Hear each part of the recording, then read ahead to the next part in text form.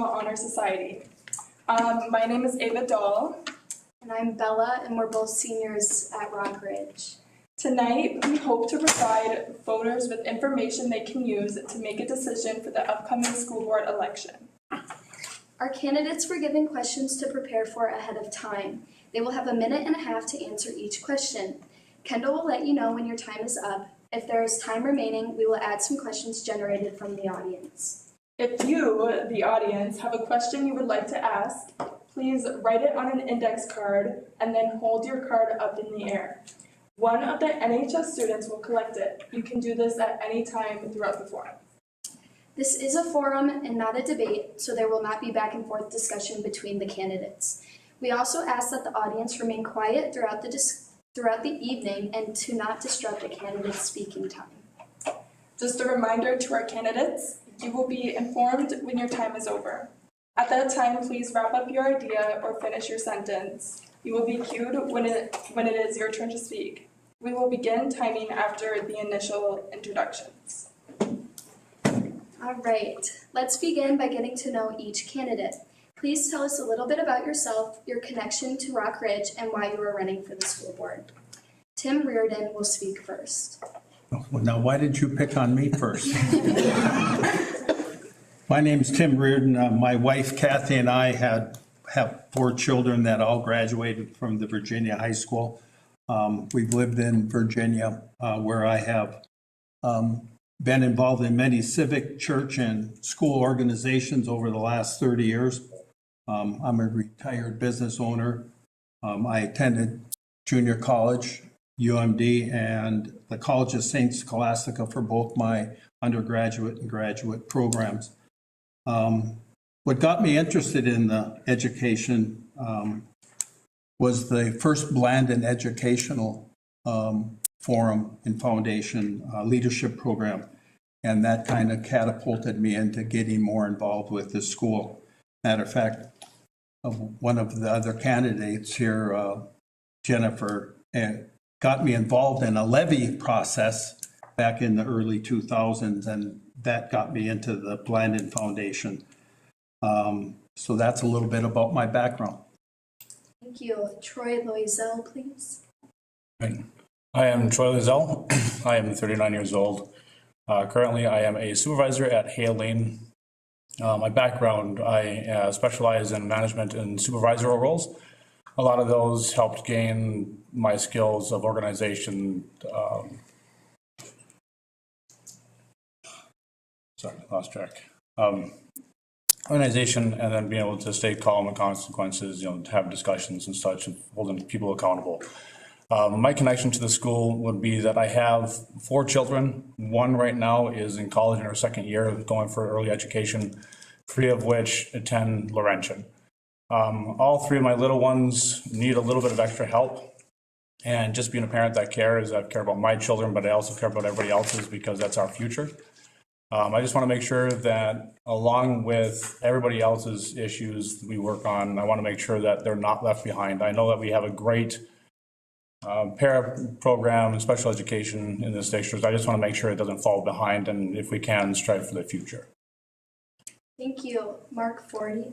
I'm, Mark Forty, 76 years old, graduate from Medwith High School. Went to the University of Minnesota, got a degree in accounting. Met my wife there. Grew up on a little farm outside of Clontarf. I don't know if anybody knows where that is, but near Benson, Minnesota, western Minnesota. We had 2 daughters and 3 grandsons. What got me interested in running for the school board initially was back around the early 90s. My kids were still in school, and Evelyn and Gilbert were talking about pairing and sharing, and we're pairing and sharing. And things seemed to be moving well. I always thought it would be a good idea. The more kids that we could get under one roof, the better education they were going to get. But in that early spring, those talks about pairing and sharing and maybe going further broke apart, because at the time the 2 boards were arguing about who was going to be the superintendent, which I thought would be one of the last decisions. So that prompted me to run for the board. I was on the board through the pairing and sharing process, and eventually with the consolidation of Evlith and Gilbert. And then was on the Evlith Gilbert board when we were looking at doing something with Mountain Iron, Virginia. Was on the committee that was talking to the legislature about trying to get some funding for collaboration, consolidations up here. And that did happen. It did go through, which is why we have Rockridge today. I've always been interested in being on the school board. Took a little time off the last several years, but now there are two incumbents, decided not to run. And that's another thing that prompted me to put my hat in the ring at this time. Thank you. Thank you. Jody Westby. My name is Jody Westby. I am 46 years old. I have worked in the Postal Service for the past 20 years. I am a supervisor. I've been in management for 10 years. My connection with Rockridge is I have a daughter currently going to school at Rockridge, and two of them recently graduated from the Evlith Gilbert High School. I've been a coach for many years. I've helped coach softball. I've coached volleyball for many years. A little bit with Rockridge when it became Rockridge. And a big reason why I'm running is there's openings. Number one, I was asked to run, and I felt strongly over the past few years concerning things that involve my taxes, stuff like that. You know, I mean, I want to help be a part of the budget, make decisions with the budget, parental rights, different things of that nature, just to be involved in that regard. I have a very large family that I come from, and there's a lot of relatives that are going to be my young cousins that will be coming up through the Rockridge School, and I just want to be a part of this for them. That's a big reason there. And everybody else, I have everybody's kids, but I have a lot of family that will be going to school through the Rockridge School, so that's why I'm running. Thank you. Alan Sherrick. My name's Alan Sherrick. I graduated from Evlith Gilbert in 1996. I'm a lifelong resident of the district, and a couple of years ago I was watching a school board meeting, and they were going over the results of the 2022 Minnesota Student Survey. That survey showed that 17% of Rockridge students didn't feel safe at school. I'm a parent with two kids who didn't feel safe at school at that time, and that got me to pay closer attention to what was going on in our district. Over the last couple of years, I have noticed that we kind of operate at sense consolidation as if we are a growing district, but we're not. It's an area that is not expanding. We don't have a growing population, and I think we need to curtail a little bit of our offerings to reflect the fact that we don't want to have to make cuts to programs that students fall in love with in the future. I'm running because I believe I can make tough, educated decisions and understand that some decisions may have negative effects on some, but the successful future of our schools require tough decisions. Thank you. Thank you. Jennifer Bonner. Well, I'm not going to tell my age. I didn't know that was a requirement. But well, I'm Jennifer Bonner. I live in Virginia. I've lived here all my life. Just went away when I acquired my special ed degree. I've been married for 40 years, and I have one daughter and a son-in-law and two granddaughters. And being a grandma is one of the best things.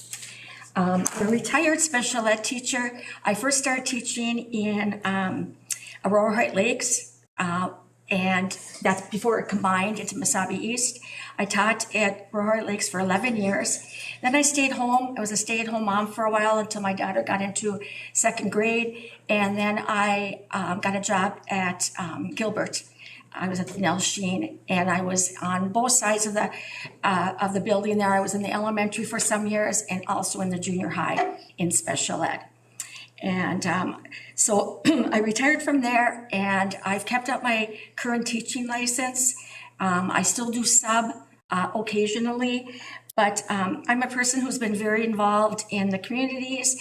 I watch what's going on in the local school districts. I care. I really love working with the youth and being involved. And I'm running because I think I'd be a great asset to the Rockridge School Board. Thank you. Thank you. Catherine Discherhoft is not here due to a prior family commitment, but will be here in minutes. Okay, there have been several changes over the past few years to the courses offered and the curriculum used in the Rockridge schools. What issues do you believe the district needs to address in regards to its academic programs and offerings? We will begin with Troy Lozelle. Some of those with growing expansions, depending on how many the programs that we have. Some of them need to be viewed upon and make sure that they are right for the school and the district. As it's been stated that we aren't a growing district, so we have to make sure that those programs are what's wanted and needed. As you kind of look at it with the basis of when we want to grow and expand to hopefully pull more people in, sometimes that's just not the right aspect when you're looking at the budget. So along with the budget and programs, that's one thing that needs to be held accountable for and just kind of itemized to see if everything is going according to plan or if it's needed. For mine, like I said, I would look at the programs that we currently have and look at what's wanting to be brought in and see if there's any that do need to be brought in to help expand and attract people from the outside, or if there's anything that's internally would have to be kind of guided through to maybe slump off and replace with another one. Thank you. Thank you. Mark? As far as curriculum and offerings that we have, I think any changes that need to be made, first of all, should come through our teachers and administration, what they are recommending. They're closest to what's going on in the school as far as what parents want their kids taking and what students want to take. I remember back when I was on the board in Evelyn Gilbert, there was a lot of discussion that there wasn't enough vocational classes being held for the students. It was one of the things that the community wanted to see. But the reality was a very small portion of the student body wanted to take those courses. When I was in school, we had to take so many weeks of various courses. But again, what changes we make in curriculum and offerings needs to start coming up from our teachers and our administrators. They're the professionals. They know what's going on. Thank you. Jody?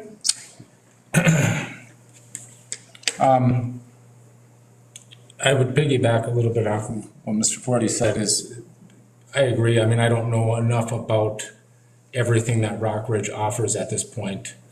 I know it is a little bit, it's like an academy, so some of the vocational things that we offer, and it looks wonderful, but truly it depends what the kids want to take, what they are interested in as they are getting older. And the teachers do know what's best in that regard as far as what would be best to offer the kids. So, I mean, really don't have a great answer to give you concerning that right now, so. Thank you. Alan? I like the direction we're going in. I love the academy model. I think we need to continue focusing on academic offerings that prepare our students for life after high school. As the needs of the workforce change, I think we need to change our offerings.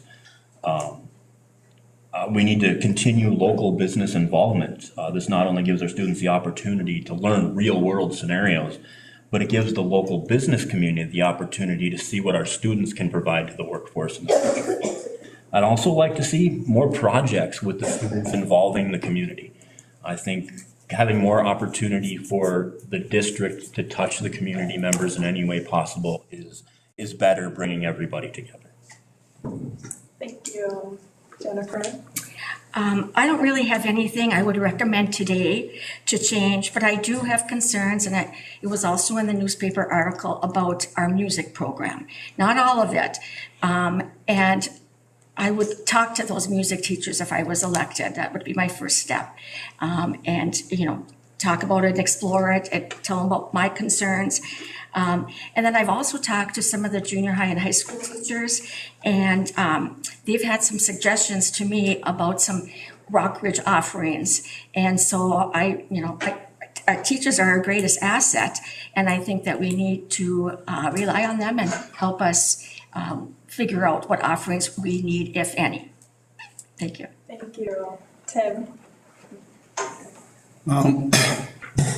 Well, we're a state-of-the-art school, and what we're the changes that we've made here are really only in the first year. So I don't really want to change our trajectory because we're just starting to learn the pathways so my whole desire is to give the students the opportunity at a world-class education and continue to develop and fine-tune the school around the academic pathways. And as somebody else said here, we also must seek additional local internships to help more students explore various job options. And we're, just like I said, we're in the infancy. We've been, the high school's been open now for 2 years together, but to get everything rolling in the right direction, it's going to take several years. And our teachers bought into this. They're the ones that helped promote this. They thought that this would be the best way for a world-class education. And I think that we should see it through and fine-tune it as we move forward. Thank you. One of the roles of the school board is to set policy. Tell us one policy you would fight to keep and one policy you would want to change.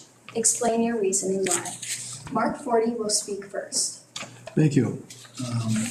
Policies, I know there's probably a couple hundred numbered policies in the district. One that I have always liked, need to continue, would not want to change, is the visitor input policy that we have. The public is available or has the opportunity to come and speak to the board.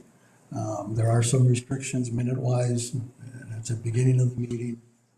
But school boards in Minnesota, by law, have to do our business in the public view. We have to do it in front of the public. We have to be available during our meetings that people can see what we're doing and why. So that is one issue that I think is handled very properly by the school boards over the last few years. One that I would like to see changed, I don't have specific changes, but I'd like to see it changed as necessary as we go along.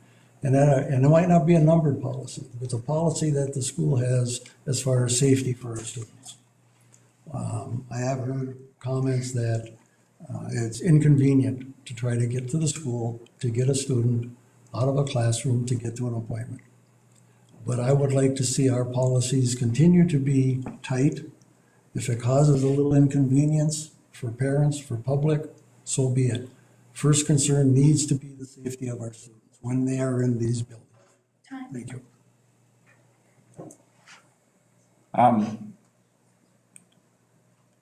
I'll speak to a policy that I would like to see, or that is in place that I'm all for, which is the visitor input.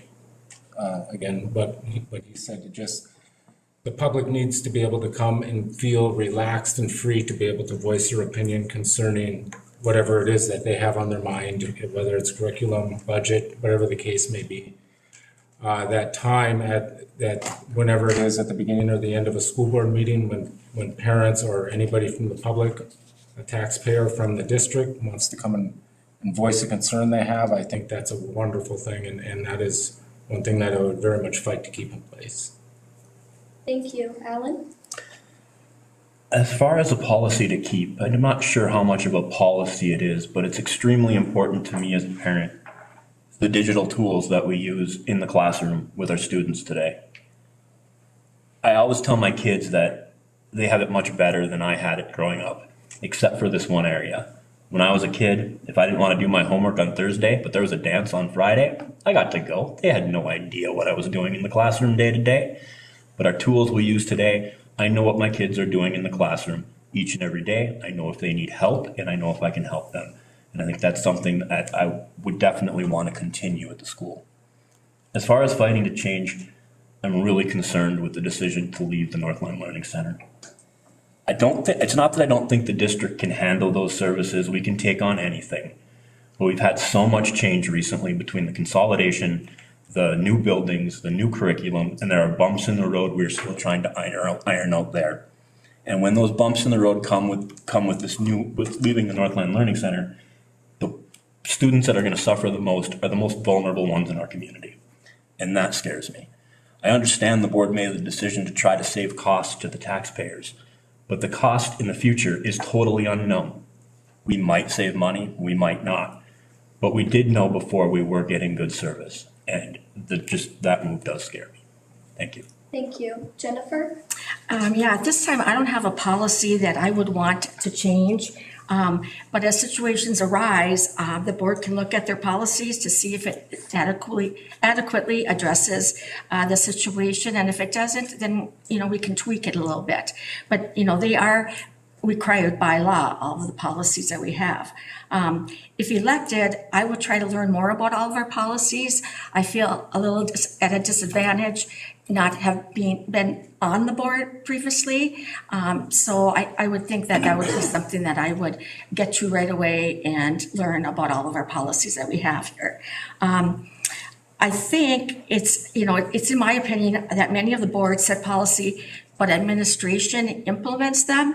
But I would like to go one step further and say, I feel the board's role is to hold administration accountable to be sure the policies are being implemented effectively. Policies are only as good as the people enforcing and implementing them. Thank you. Thank you. Tim? Well, most policies are set with guidance of the statutes of the state of Minnesota. And the one that I think confuses a lot of people is that the school board is a meeting of the school board. It's not a public meeting of the school board like the city is or the county is or little municipalities. So that's the difference. We do have time prior to the meeting starting that the public can contact us, but there is not a debate back and forth because it's the meeting of the school board. Now, as far as policies to change, the state of Minnesota now has given us until in early 2025 to set a cell phone policy, and I'm just afraid that they're going to tell us what our cell phone policy might be. I've been on several phone calls with the other school board members within the state of Minnesota, and it ranges all over the board how school districts that have a policy are doing it. And I know we have one here. I know that we have to possibly tweak it a little. I just don't want the state of Minnesota to come in and tell us that we have to be like everybody else with the cell phone policy. So if that comes up, that would be one that I would like to change, but you can't go against what they set up in statute. So Thank you. Troy? So as Tim had said, a lot of the policies that we have do come from the state, and they're kind of set in their guidelines and how they can and operate. So as far as changing anything, that would be a big drastic thing. That would be a big discussion that the board would have to have, with care from the staffing and whatnot and other parents. But one of the policies that I would want to keep, I kind of looked at making sure that we hold to it, is the disciplinary one. Many discussions I've had with people outside in the community is, again, it's been stated up here that some people feel unsafe to go to school. That's students, and also I've talked to some faculty that there are some concerns to it. So just in that guidance, I want to be able to kind of step up if elected, is to make sure that we do have the ability to hold people accountable for actions. And just on that basis, making sure that all questions are answered and, and investigations or anything appropriate goes through to make sure that any of those people that feel unsafe going to the facilities then actually do feel safe. Thank you.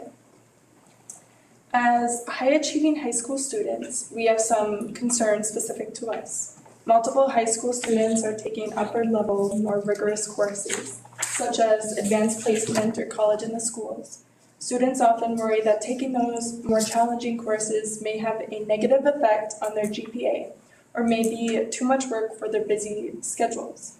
What resources would you give to those students to encourage them to challenge themselves? And would you be open to the idea of weighted GPA? This question goes to Jody Westby first. All three of my girls have been part of that higher education, they've gone to college well in high school still. And they struggled. At times they did, but they got through it. And I think it's very, if you think as a student you can handle that workload and you can handle those college courses, then by all means go for it and do the best you can. I see nothing wrong with it. I think it's a great thing if a young student challenges themselves in that regard.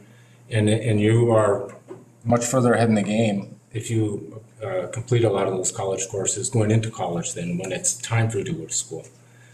So I think it's a great program. It's been good for each and every one of my girls. As far as the weighted GPA, if you choose to take on those college courses, I don't think you should have any kind of, you earn the grades that you earn, period. And you're already getting an advantage going into college if you do complete those courses. And the success that, for example, the personal experience that my girls have had with those college courses, that only encourages them to take on more. So that's what I think about that. Thank you. Alan? I would agree with Jody on most of what was said. I lean towards not having the weighted GPA because I think high school is a great time to challenge yourself, to step out of your comfort zone. Now, of course, you want to make sure there are tutoring programs and study groups to try to relieve some of that stress. But these courses are meant to be harder. They're there to push you. There's going to be times where you're actually going to learn more about yourself going through the process than the subject you're actually studying.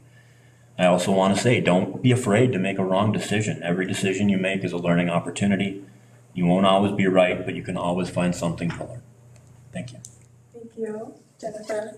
I think if students want to take AP or college classes, I don't know if it happens here or not, but I would think that maybe meeting with our Rockridge counselor to sit down with each individual that is looking into taking some of those AP or college classes and discuss how they will manage their time, which I think is essential, especially if they participate in after-school activities or even have a part-time job. I think they could put up a mock-up schedule together with the counselor and see what it looks like for that student, and then they can kind of contemplate it, talk with their family, and see what they should do. I would think that they could balance the schedule so it would all work out. Because talking about the idea of weighted GPA is an interesting topic, and I think that those that take the AP classes and the college classes already are benefiting by money-wise because they're not going to have to take those classes when they're at college. I also think that when they're receiving the college credits, and I also think that if you take those classes in high school, it looks great on your transcript when you're applying for colleges.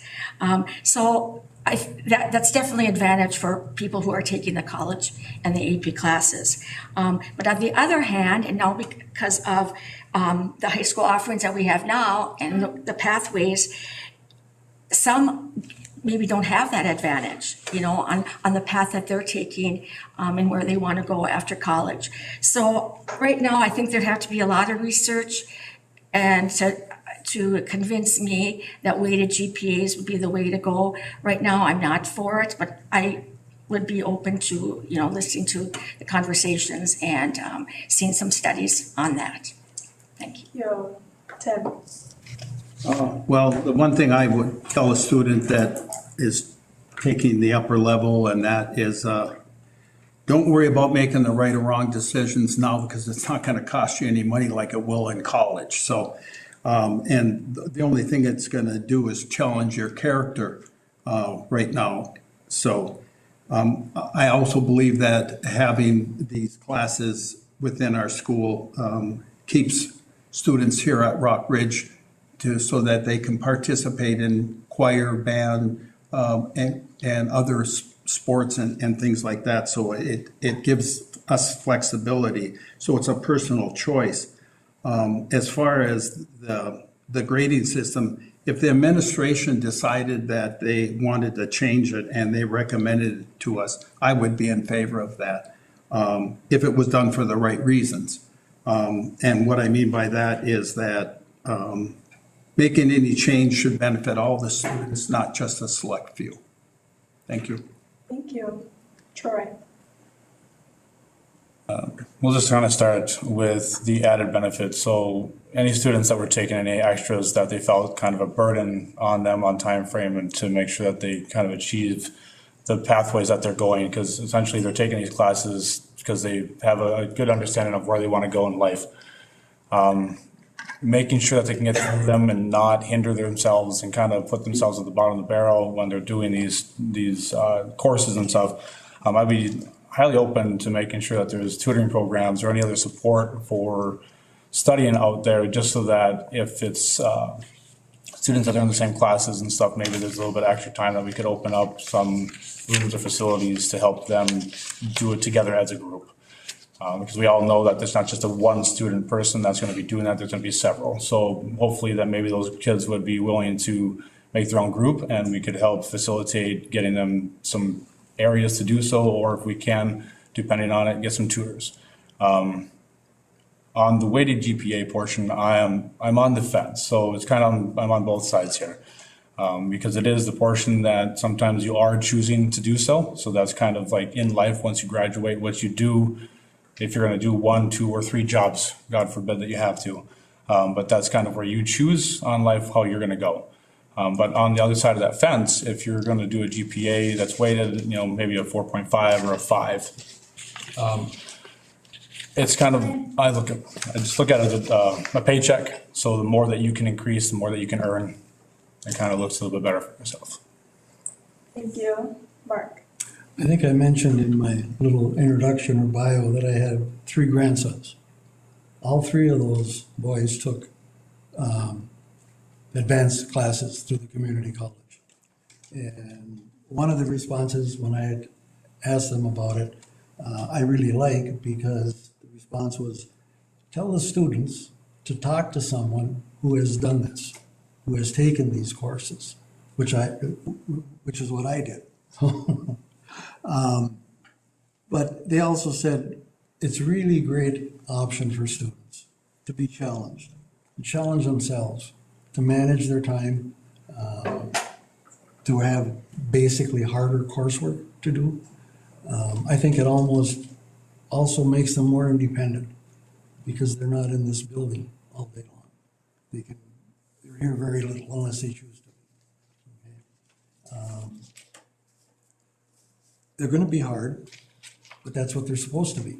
They're supposed to be hard. They're supposed to be a challenge. And one of the students did end up earning and getting credit for quite a few credits in college. So instead of going in as a freshman, he's almost a sophomore. And that's going to help him in the long run. But basically, they all said it was worth it.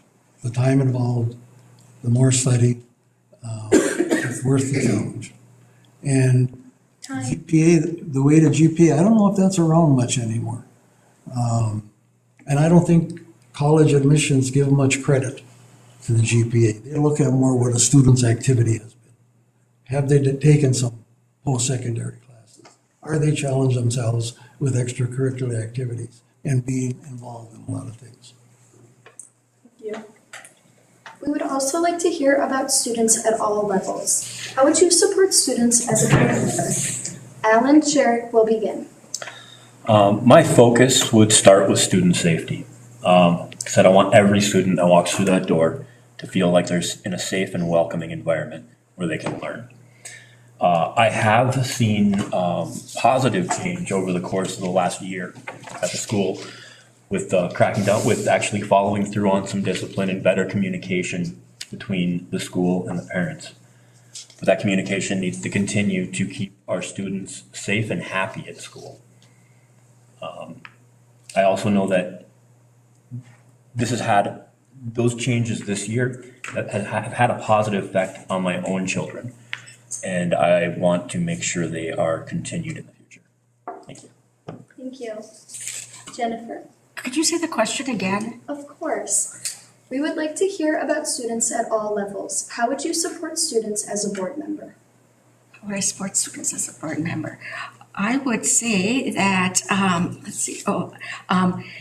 well, I was so happy when I found out that they have a rep, a student rep on that school board.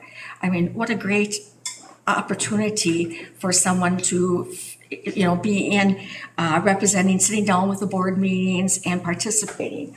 I think that's such a real world learning opportunity, but I think it should continue because we're learning, they have so much experience to bring to the school board as a student by letting us know what the needs are of the other kids in the classrooms, needs and concerns. So I would support having all students come to the board and letting us know some of your needs and wants. Thank you. Tim? Well, as a school board member, you really don't have a lot of opportunity to have contact with the students. We do have a school board, a student on the school board table with us, and we do get input from the students there. In every vote that I make as a school board member, I attempt to do the best and have the best outcome for all the stakeholders, including students, staff, and the community members. So, thank you. Thank you. Troy? To support them, again, as everyone mentioned, having that rep on the board is a massive thing, just because everybody's voice has to be heard. If they just sat up here and felt as if they were doing right by the students, you kind of question if they actually are. So having that rep is a massive thing. Speaking with that rep, it'd be more so making sure that they are asking the appropriate questions, or if they have any help, need any help from us on guiding them through where they need to go.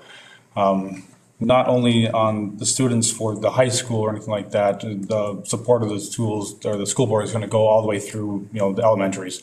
So on that basis, making sure that all the staff feel comfortable and have the ability to reach out to the board, so that it's not just the focus on students, but making sure that staff is also supported through that. Thank you. Mark? Supporting our students, I think the first thought that comes to mind for most people is having challenging secondary courses in the high school. But there's much more to it. It has to start with the elementary. And having toured the elementaries that we now have, they're fantastic. They're fantastic learning environments. And we need to continue looking at different ways that we can educate those kids. And it's not all in the classroom. One of the things I really like driving around Virginia is it seems to me, and maybe somebody can verify, that when the elementary was built, North Star Elementary, they incorporated a sliding hill in the playground. And kids need exercise. They need to go to recess, and having that outside for them is great. And I haven't been in that building, but I know Laurentian has an indoor park for the kids, which is also a great idea. So we have to pay attention right from kindergarten, pre-kindergarten, all the way through high school, doing the best we can for the kids in our programs. Thank you. Jody? I think just being on the school board and being able to listen to everything that comes across the table and having to make those decisions, the kids obviously will be a part of my decision making in every decision that needs to be made and in every vote that would need to be made. It's outside of that's how I would support the kids, just making the best decision I can for them in whatever comes across the table, and whatever we discuss as a school board. The students are always a part of my thinking. So. Thank you. Sometimes the needs of students and teachers and the amount of money a district has do not align, which means the school board has to make some tough decisions. As a board member, where would you look to make cuts, or how would your budgeting priorities impact teachers and students? Jennifer Bonner, you will go first. Well, my budget priority is academics first. There's no question. Whenever there is a need to add something to the budget, I think it has to be determined where the money is going to come from and how it will affect other areas. The school board after the first of the year is going to have a challenge with the next budget, and it is a big concern of mine. So whoever gets elected to the board is going to have some big decisions to make this spring, or before that, this winter probably. So, thank you. Thank you. Tim?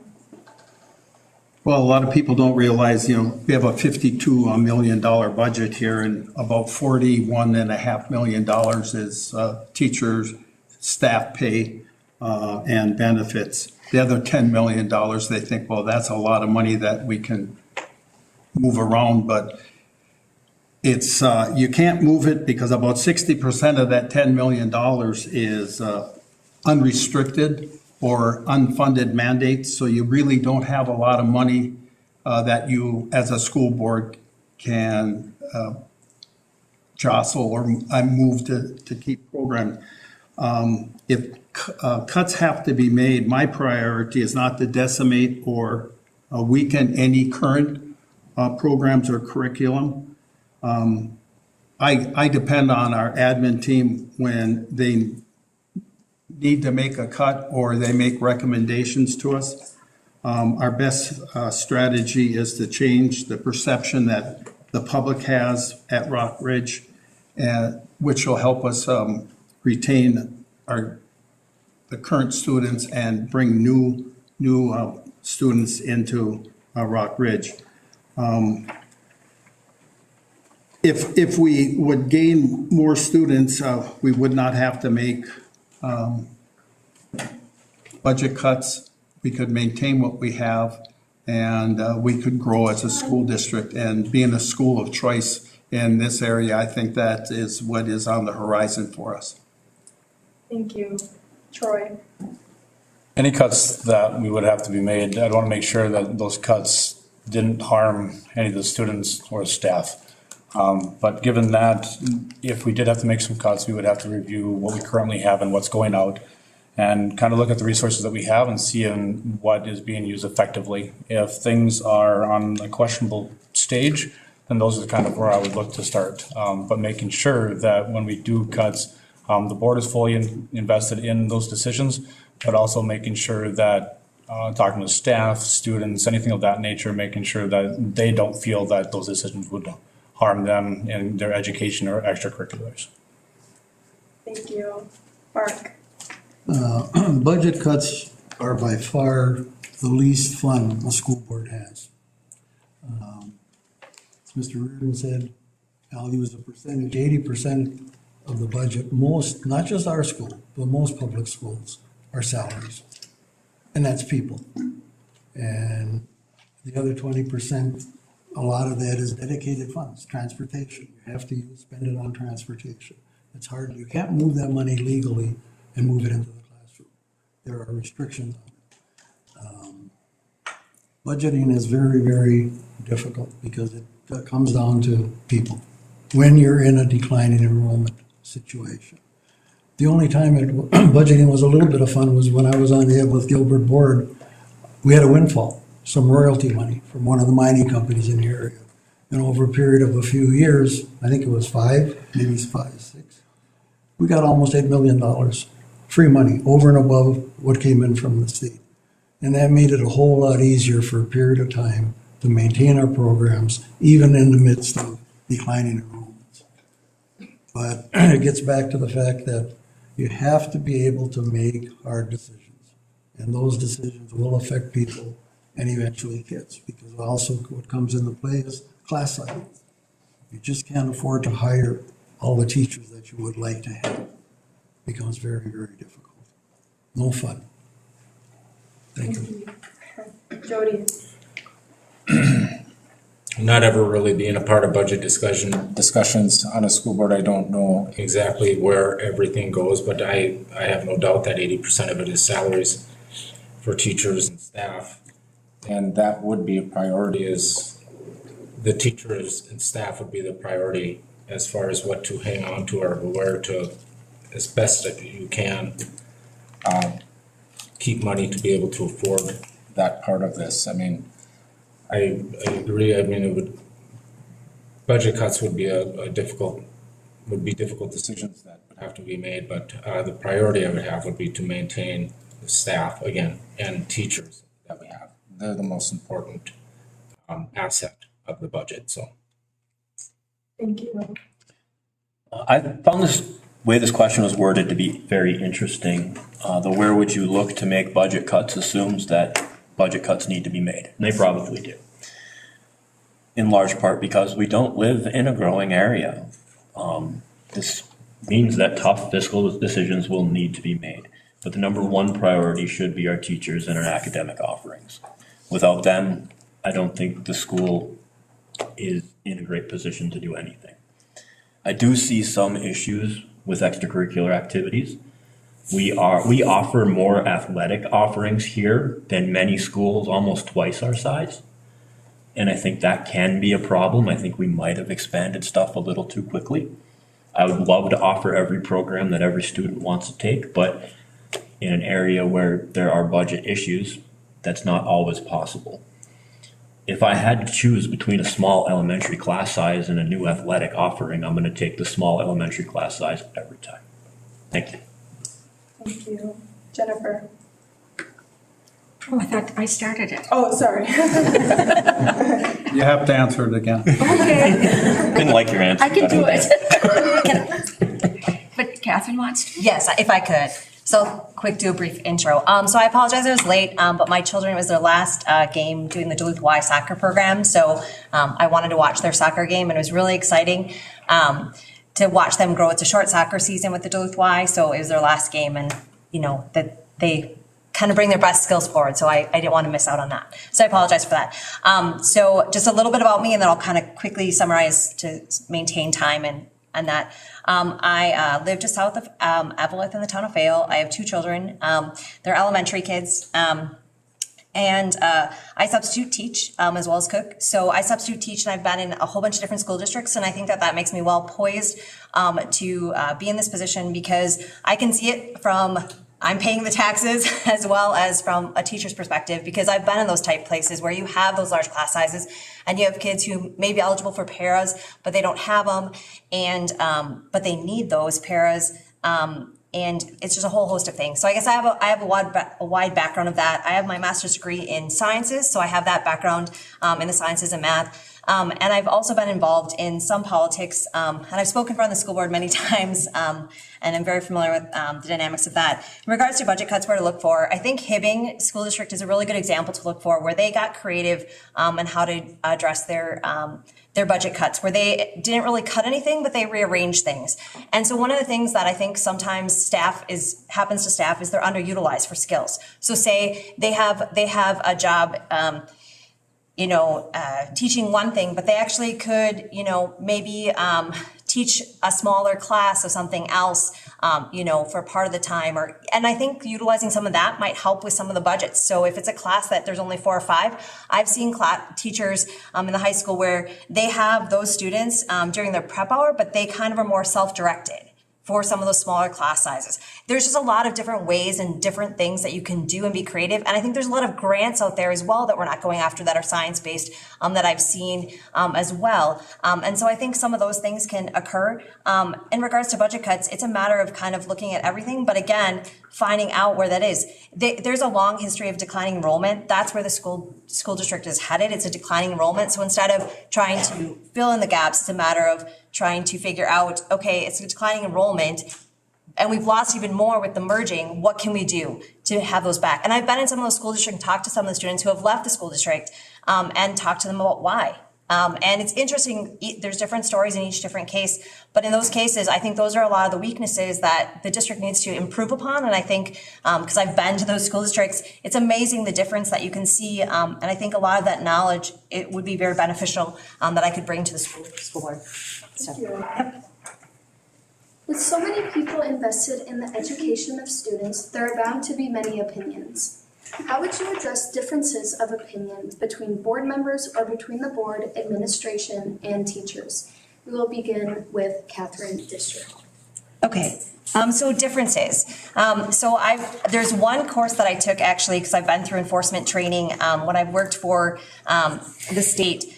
And one of those things is it's how to deal with conflicts and how you de-escalate a conflict. And I think that's a key trait. And I'm still learning. I think we all learn over the course of our life how to de-escalate conflicts and to come to consensus. The biggest thing that I found with building that consensus is, so you have all these different views way up here, but you need to come down and find that common ground. So in regards to budgets, everyone wants all these things, but here's where our budget is.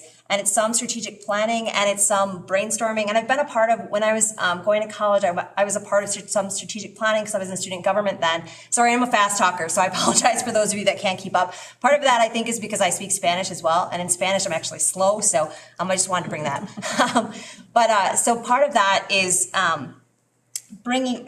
going back. Again, finding that common ground and then building from that with ideas. So if there needs to be programs cut or there needs to be things, I guess one of the things of my strength with the differences is finding that creative, like, where is that common ground? Okay, some people might think it's over here, over there, but again, it's about representing the people and, what the majority is. So if I have different people from the public coming to me telling things, I may not vote. Well, I probably won't vote if the majority of the people that have come talk to me are this way. Well, I need to represent them. It's not about representing my viewpoint. It's about others. Thank you. Tim? Well, differences of opinion between board members, teachers, and administration should really be handled in just one way, and that's sit down and have open communication. We need, as a board, to stay more positive and stop the negativity that has been happening across our board. It has started a perception that is been introduced, and I think that it's been hurting our image within the communities. And by doing that also, it's hurting people that may want to open enroll, but they see the conflict that we've had. So I think that we all have to just sit down. Once there's a vote, it's done. If you voted no, it's done. If you voted yes, it's done. And you just move on to the next issue. And that's the way it should be handled in the future. Thank you. Thank you. Troy? Well, just like everybody else says, those discussions have to happen across the board and open it up, making sure that we're listening to our constituents, other people that's in the community. But those discussions need to be open but respectful. So on that basis, should not be anything that's back and forth on a heavy tone. One of my backgrounds is I've done security for a few years, so learning de-escalation, not only physical, but it's all the verbal ones. And being able to go into a difficult situation, staying calm, because in the end of it, having those discussions across the board, everybody might have a different opinion, but we all have that same goal, and that end goal is going to be for what's best for the students and the district in a whole. Thank you. Mark? I'll answer that question, but I want to add a fourth entity to the board. Admin, teachers, community needs to be in there. And we all can be adversarial at times, each of the groups, but we need to work together for the common good, which is Rock Ridge and our how we are looked at by the surrounding communities. And open communication is very important with that. But along with that, and there's been a lot of talk, the word's been thrown around a lot, and that is transparency. Transparency is a great thing, but it's a two-way street. And for all parties involved, whether it's teachers, admin, board, community, we need to be open with what we are asking, what we are talking about. We all need to show transparency in what we are asking for. We are a public school, a really nice public school, nice sized public school, brand new buildings. We need to do the best we can to make this the choice for education in our area. Thank you. Thank you. Jody? Just piggyback off what everybody else says. I mean, you can't accomplish anything unless you do have open, honest discussions, and that's definitely a part of being on a school board, and there are going to be differences of opinion, and sometimes things might get a little bit heated, but sometimes a little bit of conflict can be a good thing. I'm not advocating for that necessarily, but I mean, if you believe strongly enough in something, then you're going to stand for it, and hopefully, ultimately, you work out what's best for the students, for the community, for the parents, for everybody. I mean, just you can state it no more simply than just good discussion. That's it. Thank you. Alan? Yes, I would agree. Being able to listen to others that you disagree with is kind of the first step to addressing differences sometimes. Everybody comes at things in a different way. We all have a different background. We all have different experiences, but everybody from the board members to the teachers, the administrators, they're all here for the same goal, and that's to teach our students and trying to make Rock Ridge be the best district it can possibly be. Everybody needs to be able to openly listen to the ideas of others, but also be able to respectfully give your opinion as well. Thank you. Thank you. Jennifer? Well, I think the best way to solve differences is to sit down, talk respectfully, and value everyone's input at the table. The communication needs to be clear and honest. Thank you. So at this time, we have a few questions from the audience. Whoever wants to answer them can answer them. So, is there a particular issue that motivates you to serve on the board? I'll answer that. So for myself, it's curriculum. Because based on the different school districts that I've worked in, I remember before the school districts merged curriculum, there was a meeting at, and that was it. I haven't seen much where there's been public input on it. And I brought my kids with me. I don't know if they remember, but they were younger then. And I just remember that it was all teachers. There wasn't much public there. And input. And I can tell you curriculum is a big deal because I can tell you right now, based on my experience from the other school districts, Rockridge School District is not necessarily offering all the curriculum that's going to bring them up to being in the 21st century. And in particular, and I guess an interest is being bilingual.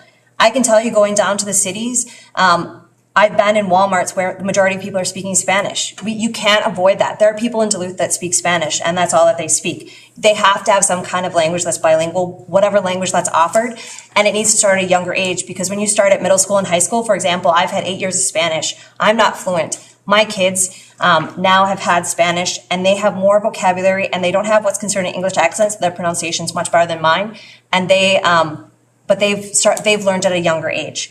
And that's through a lot of YouTube and things like that. But curriculum's a main thing as well as public input. I can't tell you how many meetings I've been at over the years at the school board where I've either been told I can't have comments, I've been denied making public comments, I've been just a whole host of different things. So I encourage those who have comments to come to me, and I'll listen and I'll try and help them. I can tell you I came to the school board with a lot of the different issues that I have with my children, and neither the superintendent or the school board did anything about those issues.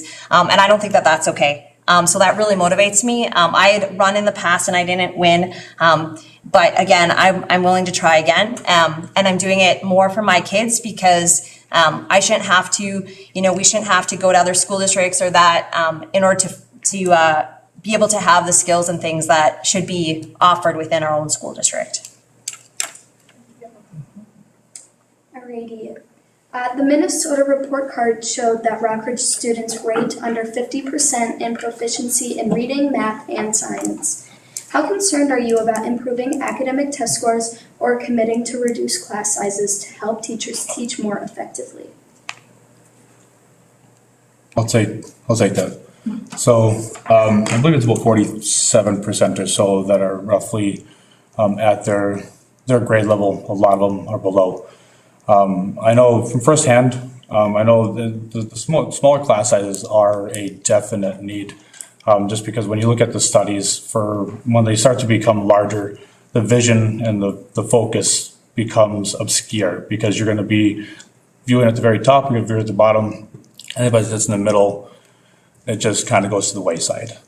It would be on that, again, it is looking at the budgets and making sure, but we'd have to make sure what we can do to lessen those. I know just a few days ago, the last meeting, it was brought up by some, I believe it was second grade teachers, that they know that they were having some issues with larger class sizes. So it's just one of the things that having discussion internally is just something that we can do to push for class sizes to be reduced. But again, being mindful of the budget. Can I answer that also? You're senior. Oh, I'm senior. You go first. Well, you told your age, I didn't. I'll back out of this. Well, the one thing I want to talk about is class sizes. No, I'm not gonna make the mistake that I've been told that part of our administration makes and say that it's an average. So our class sizes in the high school, in some class cases, are extremely high because we don't have a lot of options for the 7th and 8th graders. As far as this, I missed the last board meeting, and I apologize for that. As far as class sizes in the lower grades, we've always, in Virginia and then as Rock Ridge, have told the public that we're going to keep lower class sizes, we're going to have great transportation, and we're going to have keep our technology up. The problem is that most people don't realize is that when you get an influx of kids at the end of August and September and throughout September, that your class sizes are going to go up. And right about the second week in October is when things start to level off, where kids that are going to go and kids that are coming in are already here. So you do make adjustments then, but it's very hard then because you're not getting a chance to hire those quality teachers that you would have if you were doing it in the spring. So it's kind of a double-edged sword on that. Thank you. Mark, do you still want to say Thank you.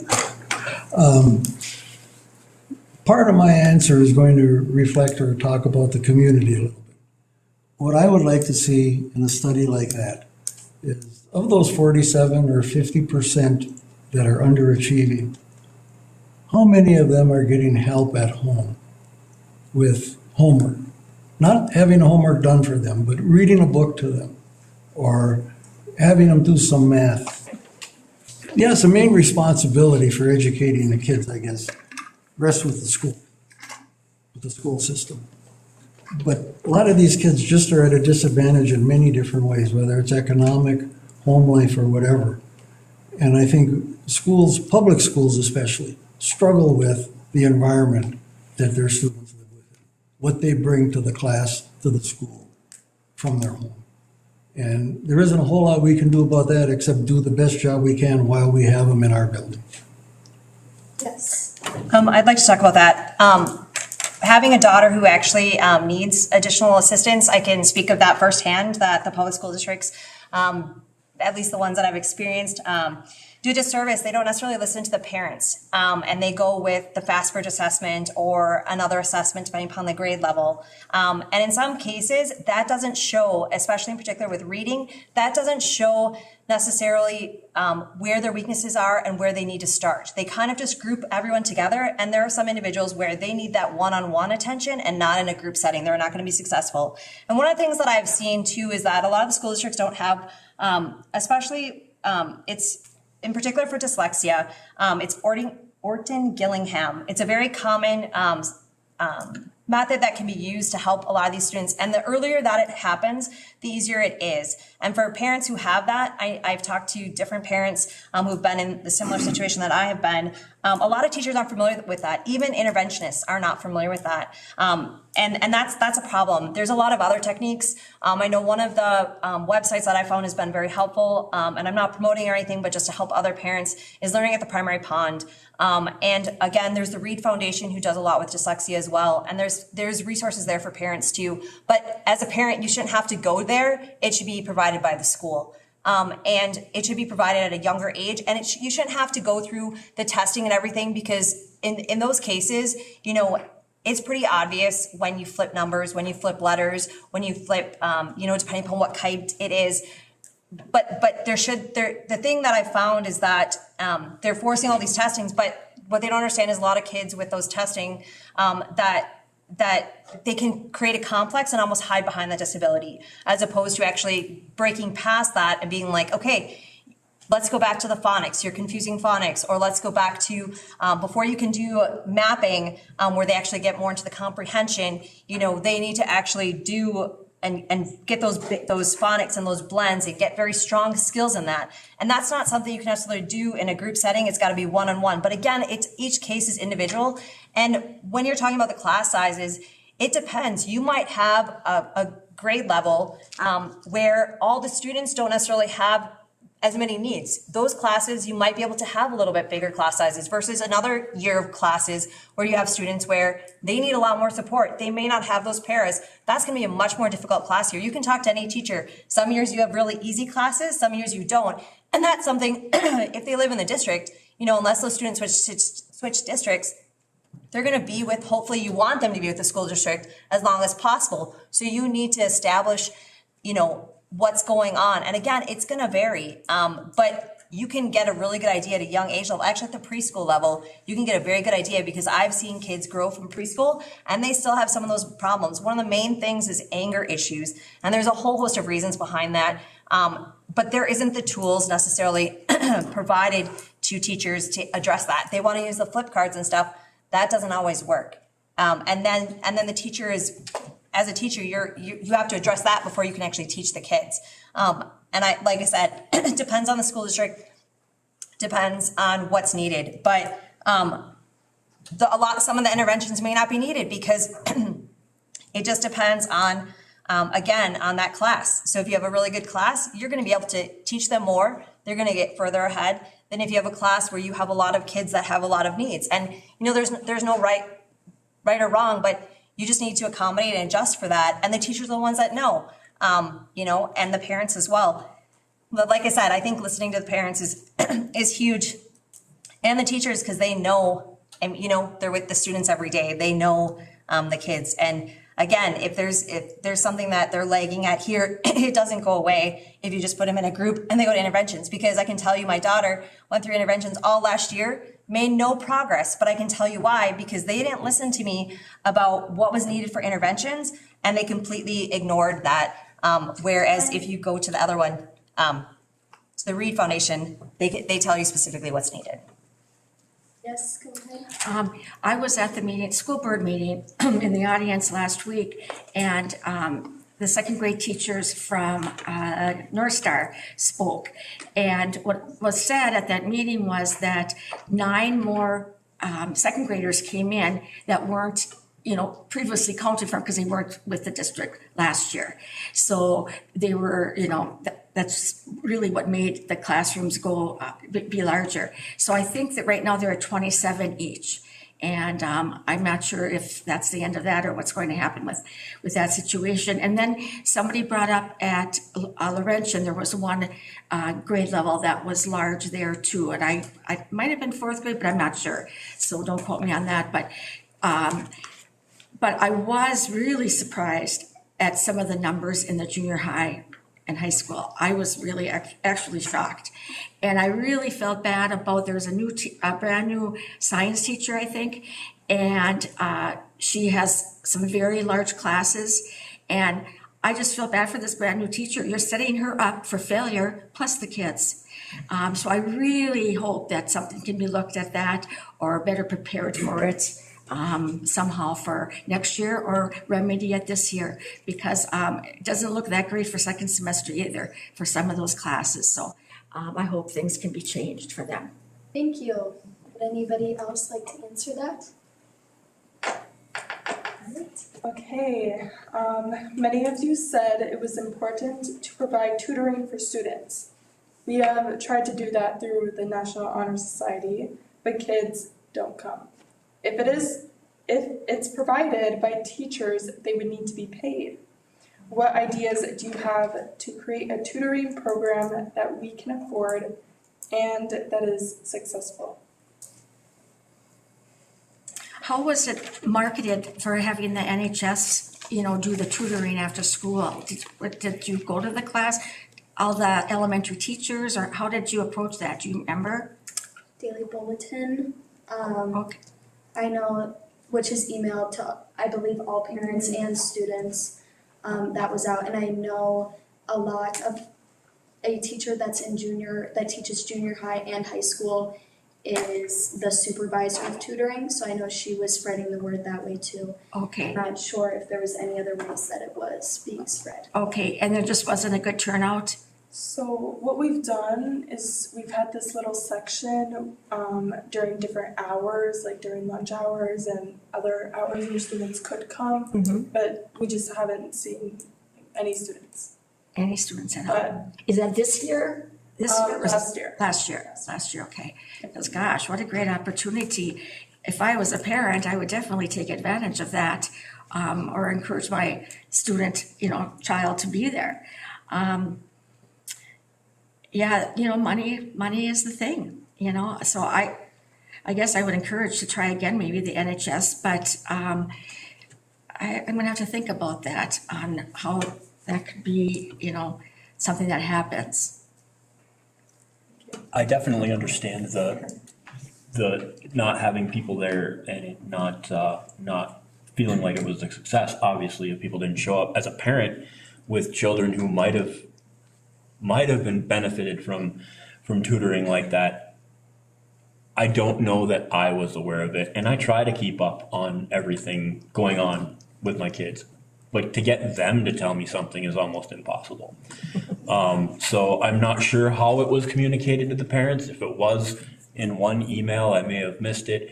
But I think if there was more reach out for parent involvement and things like that, there's a lot of things that I think get announced in the school or put on a bulletin board somewhere, and unless you're hunting for it as a parent, you don't see it, because many children are going to come home and they're not going to tell you, hey, I want to go see a tutor. So I think it's something that could work if we found a way to market it to the community better and let them know that it's there and available. Thank you. So other schools have, and it depends on the school district, they have different names for it, but it's actually during the class period. And I can tell you as a parent, we tried tutoring, and again at the elementary, and it's really difficult because first you have to find a tutor that matches that, and then they have to also know the skills that's needed, instead of asking you as a parent when you don't necessarily know what skills being taught at the school. So it's easier if you have the tutoring actually happen during the school day, during snack time or break, where kids can have a choice to go out. And again, it depends on the age level. Tutoring has to be addressed differently if they're in the elementary school versus the middle school versus the high school. It has to have a different approach because, again, there's different needs. And when you're talking more about reading, when you get to, an upper elementary, middle school, that's going to be more intense. You're going to need more one-on-one. But again, there's a lot that with the tutoring, the problem that you run into is that the tutors don't necessarily know what's being taught at that particular grade level or what that goal is for that grade level. And then it kind of ends up being a lot of confusion. And also there's some embarrassment and bullying that can happen when the kids go to tutoring. My kids have experienced that. With having that bullying occurring, and having it, where they've got that help. You've got to be careful, very careful with that. And as for reaching out to parents, there's a lot of electronics, but sometimes, it's easier if you send home, here's the schedule, this is when it meets, or, one of the things that as parents, you don't get is the beginning of the school, this is the skills they should have coming into this grade level, these are the skills you should coming out of the grade level. Because if you don't have that, you don't necessarily know what to work on or what's going on during that. And again, that's something that I don't want electronically. I'd like to have paper sent home in front of me in their folder at an elementary level. Again, that's going to be different when you get to middle school and high school. But you're right. I don't necessarily know what's going on or what skills that they're behind on or their specific needs besides what I've worked on at home. And again, I don't know if that matches. And again, if it doesn't match what they're doing at school, you get some backlag with that. But again, creating that separate time, kind of summarizing, creating that separate time during the school day would probably help, where you have a separate, and not necessarily a separate room, but where you go to wherever that class is. So if it's a science class, you go to that science class. And there's ways that you can kind of work around and be creative. I guess creativity is the way to kind of solve it and try different things. Thank you. Would anyone else like Just to add? one little question, quick one. With your tutoring, have you tried having the students, the honor students, going into the classroom and spending time in the classroom with the students, with different students, not just singling out one? But maybe that would work a Yeah. little better than taking the student out of the classroom. Yeah, no, we haven't done that at all. I like that idea though. We would just have to miss personal class time to do that. But I'd like to give a couple words if I may. Yeah. So on that, one of the big things, as coming from a parent, the communication portion is something that I would want to see about helping revisit. Just because, I mean, if it was an email, so, everybody's got their phone and stuff, making sure that it would go out that way because you're going to hit a broader aspect of it. I'm a physical paper person too as well. I have a lot of folders at home. There's a great aspect to it, but I think the biggest key is making sure that the communications was appropriate. At the beginning of the year, some type of large announcement that we're going to be working on tutoring for those students. Somebody did bring up earlier, instead of trying to allocate money for an additional teacher or spend more time, maybe there's somebody in the school that has some background in the sense of what they need to be tutored with. So maybe just looking at somebody that has a background that would be able to, willing to step up, or maybe it's an outside vision of somebody that's a volunteer from the community that we can, vet and make sure that they would be comfortable doing so. But I think looking internally first would be the biggest thing rather than trying to scrounge up a couple dollars to help. But again, with the students too, I graduated from Hibbing, and there was a lot of times that we had honor students that would go into classrooms, pull the person aside, they'd sit in the back and they would have their time, especially during a test or a study portion of that. So and then you're not pulling anybody out and then potentially the bullying issues happen.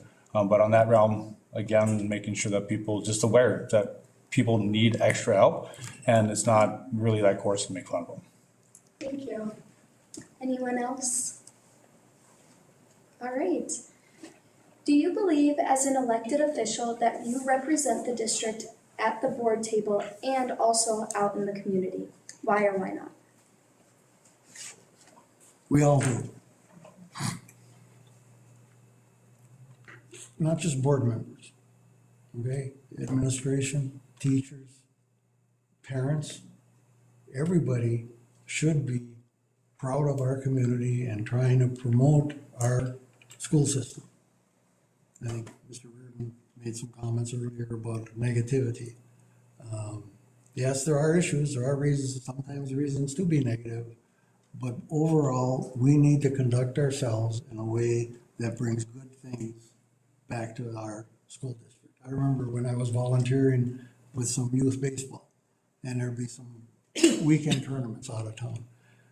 Many times I was complimented on the behavior of our student athletes in those tournaments.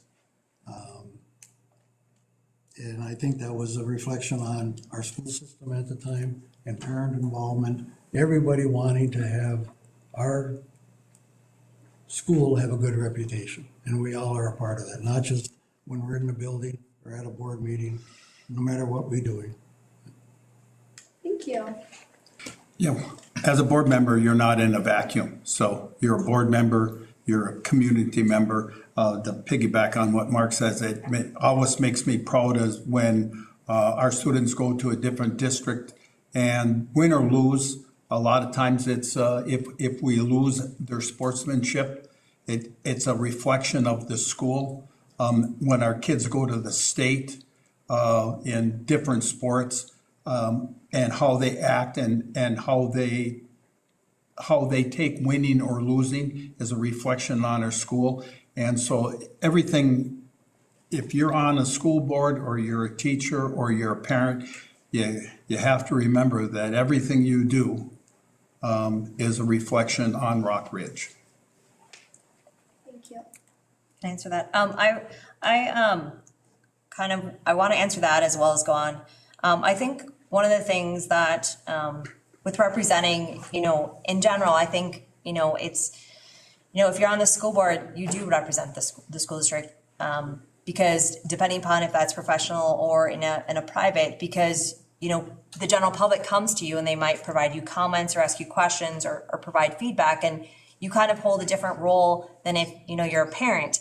And one of the things that I want to go back to the other question, and I don't know if I can do this, but Hibbing does a fabulous job in the elementary level, and it doesn't cost a lot more, but they actually have 2 floating substitute teachers in the elementary that go room to room that either help and allow the teacher to check skills or provide in the classroom support to students at the elementary, and it's fabulous. It's the only school district that I've seen that have done that, and they also have a lot more support when it goes up. And that's something that I wish other school districts, they started doing that during COVID, and it's amazing the difference that kids have had just with that. And that's a smaller cost than if you would actually have individual tutors, because that's one where you could decide, okay, we need it this period or we need it this period, and kind of do it that way.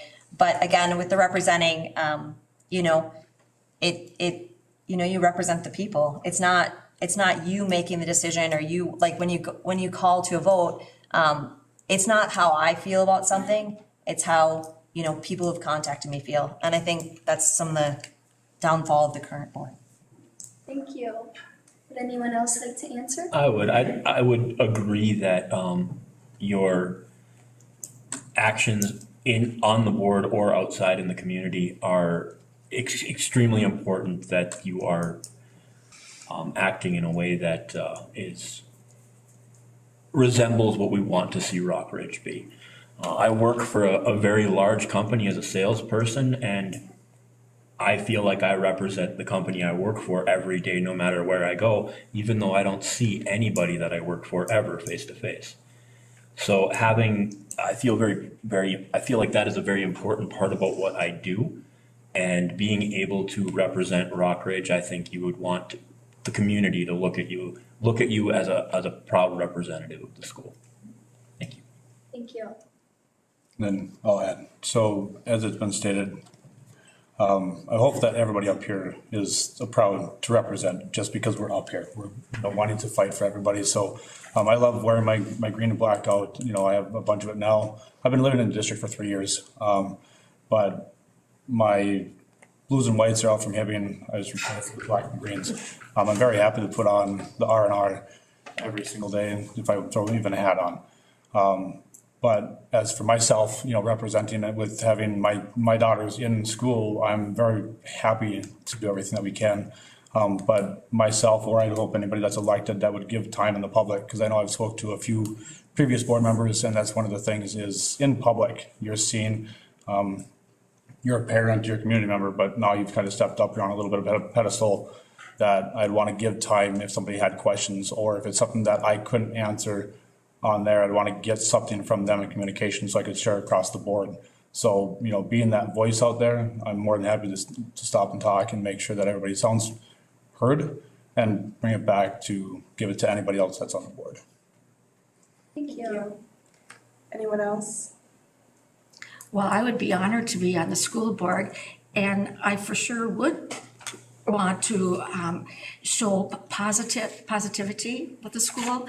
I want people to come here. Hey, these buildings that we have are amazing. I think the offerings that we have are amazing. And I want, when people move to the Iron Range, I want them to say, I want to get into the Rockridge district. I want to have my kids go to Rockridge. That would be my goal. Thank you. Okay, how would you promote and support early childhood education? I can take that. So kind of, I'm going to piggyback off of, not piggyback, but in regards to different school districts, ESCO, for example, you have to do a lottery to get into their school district. Wouldn't it be amazing if Rockridge was that popular and had that curriculum that you had to have a lottery to get in and you sat on a wait list? And that's kind of going with the early childhood. So one of the things that I've seen is that it used to be paid for, and now it's, and I'm not sure exactly where it sits now with the budget and everything, but it wasn't for a while paid, covered. And then it becomes cost prohibitive for parents to be a part of that. And early childhood, I can tell you from my kids going through the system here with early childhood that it's fabulous and that there is a big difference with students who have gone through that program and students who haven't. It's a huge difference in learning just because they're able to, at that age, to just learn some of those skills and reach some of those milestones before peers who haven't been in that program. And so I guess to support that, I lean on the directors because they've been doing it for a long time and they know what they're doing. Some of those teachers have, they've been my kids' teachers. And so I would lean on them, but I think that that's actually key because at that age, they can actually maybe circumvent some of the issues that they're going to have later on because they do have the ability to have more one-on-one and you can have a lot more volunteers and people coming in just because there's, a lot of the way that they focus it, it's parent friendly. So it's a wonderful program. I'll go for it because I'm living it firsthand. I have a daughter that's in 3s. I have twins that are in kindergarten this year. In the last 3 years going through that, we have a phenomenal program that we have. I wouldn't knock anything for it, and they've loved it every day. They come home, they're thrilled to do it. To speak towards that though, it's, I know now it's a little bit of hardship for the funding that has to be given, the cost of it. And I know with going to the meetings and stuff and hearing that the funding is just not there, 'cause unfortunately, the district was eating that up for a little bit, and it's just kind of come back and bit them a little bit. So I would almost say that that's kind of where we'd have to look at legislation, see, what kind of grants or any offerings that the state could help with just to help with early childhood. Because if that's something to get kids in the door super early on, it's only going to benefit them. Because like I said, in the last 3 years, I've noticed my twins drastically, I would almost say better than where I was. So hopefully I can see the same thing for my 3. Thank you. Anyone else? I think we have a great program here right now. I know some of the teachers that are in the program, they've been there for quite a while. So I think we're in good hands and I hope people take advantage of it. I have heard some things about the cost and looking into some grants. Maybe we'd get lucky that somebody would give us some money. We could give scholarships to help them along, not pay for all of it, but for some of it. But I think we really have a great program right now. I'll take a shot at that also. The Virginia, when we were a standalone, we built at Parkview with the early childhood, and I've been a proponent of that ever since the very beginning, and we did that as a community.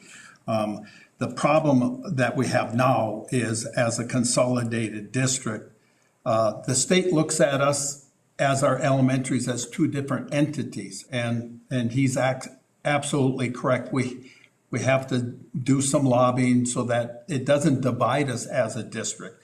Virginia paid for the early childhood and in many cases actually lost money on it, but we just couldn't sustain that anymore.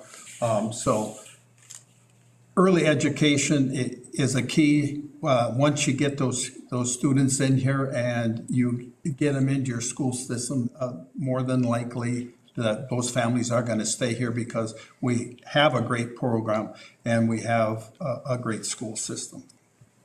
I think the early childhood is a perfect example of we need to have friends in the legislature, friends of public education, people elected to the state legislature and also federal that are going to step up and provide adequate funds for public education. We've talked about budget issues and so on. We can't go out and raise the price that we charge the state of Minnesota to educate a kid. We are limited as to how much money we have to spend. Yeah, you can go out and look for grants and look for this, and that will help. But the number one thing that would improve public education is friends in the legislature. I would 100% agree with that.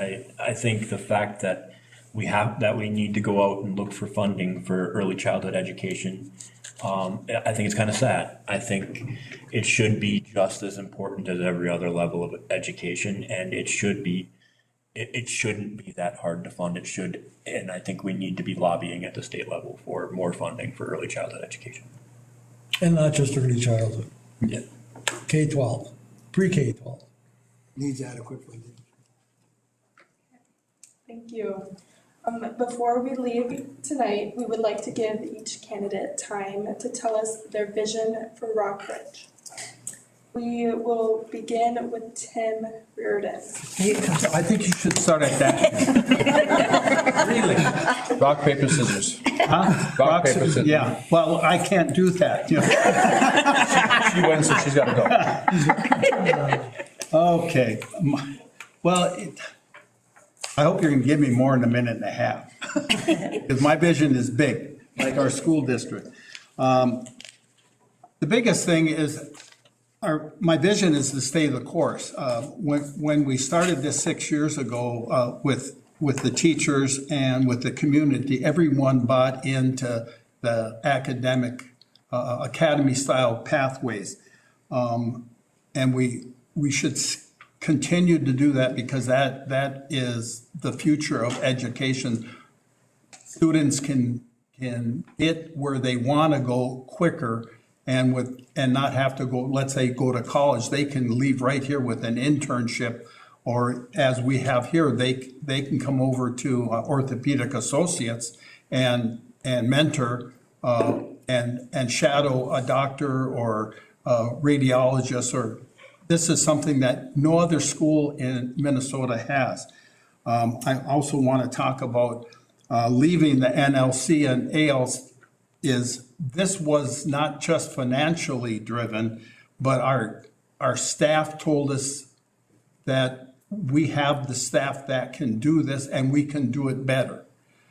You have to remember that every student that we sent over to the Northland Learning Center was one of Rockridge students, and we were sending them there. They're our students. Now we're going to keep them on site and be part of them, and they can stay within Rockridge. Financially, we were paying to send them out. Now we're not going to. Yes, there's going to be a cost involved in that, but the cost is not as great, and we have more control over costs by having them here.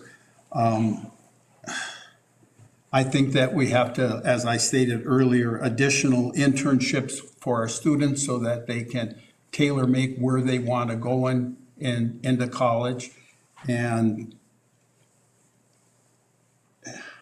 the biggest thing that we have to do is give our students more skill sets so that they can be successful on whatever endeavor they go into in the future. Thank you. Thank you. Troy. The vision would be, in just in a whole, where families want to go, where kids want to attend. They, hearing those stories that Rockridge is the place to go. They have the greatest sports teams, but they also have the greatest teachers, the safest feeling facilities. It's just a matter of time. It's going to take time to get there, growing the academics and growing the abilities and the trades that we can do. But we have to make sure that we do it in a timely manner and we don't just kind of rush into it, because we want to make sure that we do it the appropriate way and without rushing it and then having it all collapse below us. And so just, not making anybody on a board or in the school a legacy or a name, but making Rockridge the name of it. Just being able to say, I'm from Rockridge and maybe I'm the one that helped do it. But on that basis, is just making sure that everybody wants to come here. So my oldest is in school, Superior, going for early education. She's absolutely loving coming back to the area, and she wants to come to Rockridge. But as to her, it's going to be a fight if she comes here, if she goes to Hibbing. But so hopefully in the next couple of years, when she finishes all of her education, we're at the point where not only herself wants to come back home to teach, but maybe somebody that comes out of this school wants to come back if they go into that general field and wants to teach here. Thank you. Mark. Well, we started out in a little bit of I don't want to say a hole, but there were too many people that, to Rockridge, their first thought was Blazing Saddles. We need to work, we have been working to overcome that. And we need to continue that. And it needs to be all of us, community, teachers, staff, school board, everybody working on our reputation. Many different ways to do that. continuing to look for new ways to collaborate with our industry around us, that sort of thing. I think we need to take advantage of a really good asset that we have. I just had a class reunion here a few weeks ago. 3 classes from Evelyn, 64, 5, and 6 got together. Took a tour, Willie Speltz's tour of the high school. And he's a great salesman for our school district. We need to use him more. But the point is, we have to find a way that the communities around us know what Rock Ridge is. Everybody that was on that tour, they were taking pictures. Oh, wait till I get home and I can, back in my state, and I can show people I work with what they have up here now. We need to promote ourselves. We have to find a way to do that. Thank you. Jody?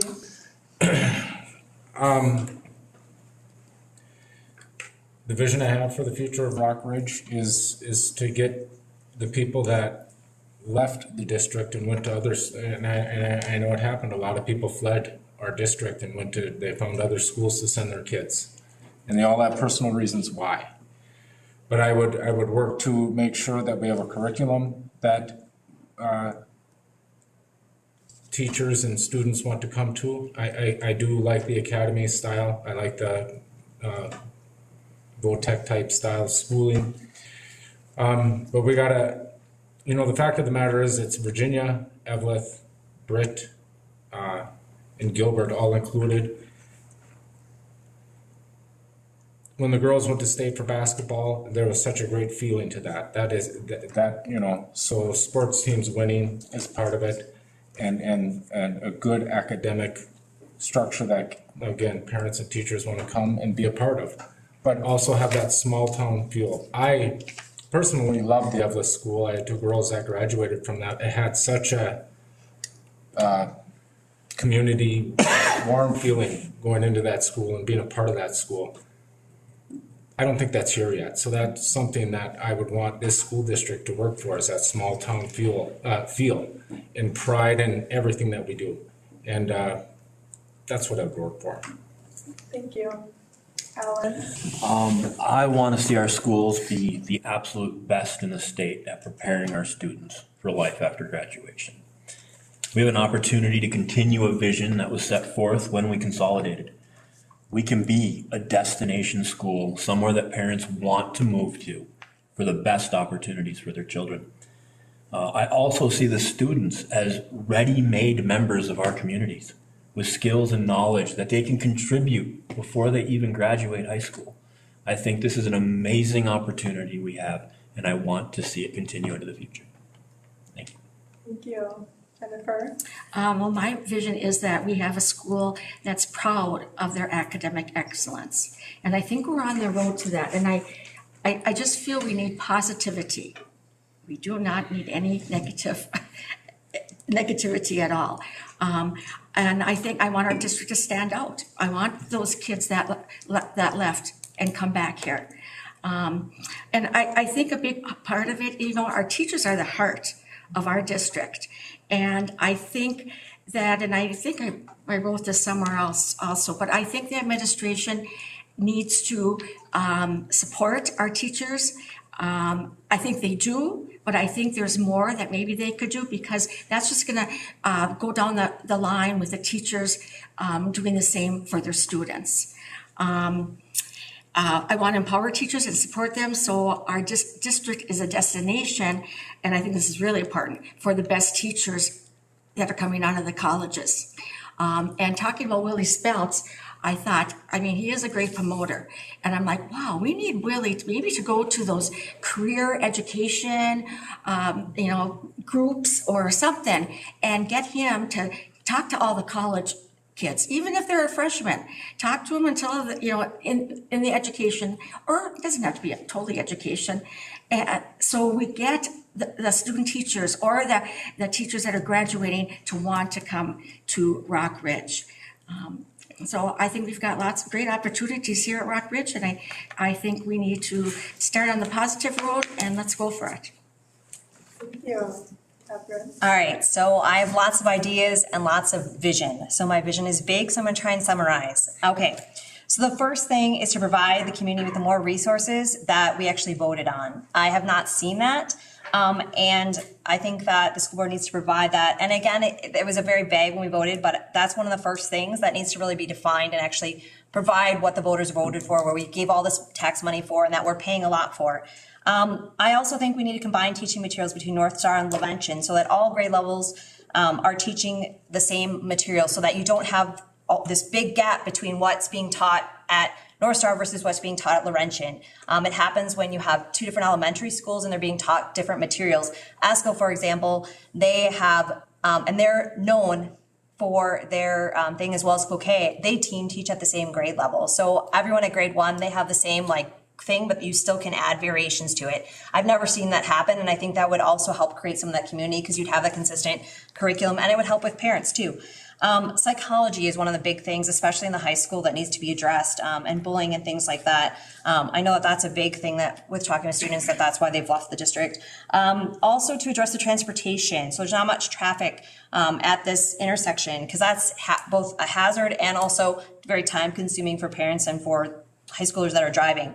One of the things is staggering start times, possibly as simple as 10 minutes. And that might also help with some of the transportation costs. The curriculum to address issues with students taking tests, having where you can hear when they're taking a test, you can actually hear another teacher lecturing. That's very distracting and that would hurt some of them. And with the class sizes, that needs to be addressed. Again, that's depends on the individual class. Public input, allow more public input. Build a community of acceptance. I can tell you, even though I've been on the Iron Range for about 15 years, I still am not accepted by a lot of people who've been here many, many generations. And I'd like to see that acceptance. And it starts with the parents. I can tell you, it starts with the parents and inviting the whole class. 3 more things. More parent involvement. The best schools have this. Use models for learning styles that find the best schools and mimic them, like what you do for vision boards. And then as regards to trying to get the best teachers, it's where you post the job advertisements. Haven't seen them on Indeed yet. And I'd like to thank the 3 of you and the National Honor Society for thank putting you. on this forum.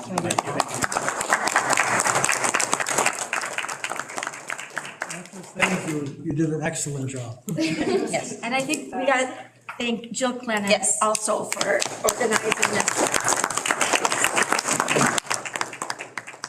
Alrighty, well, we hope that you heard some useful information tonight to help you make your decision on November 5th. We would like to thank the candidates for participating in our forum tonight and the audience for attending. We would also like to thank the citizens of the Rockridge communities for supporting our public education. This concludes our school board candidate forum.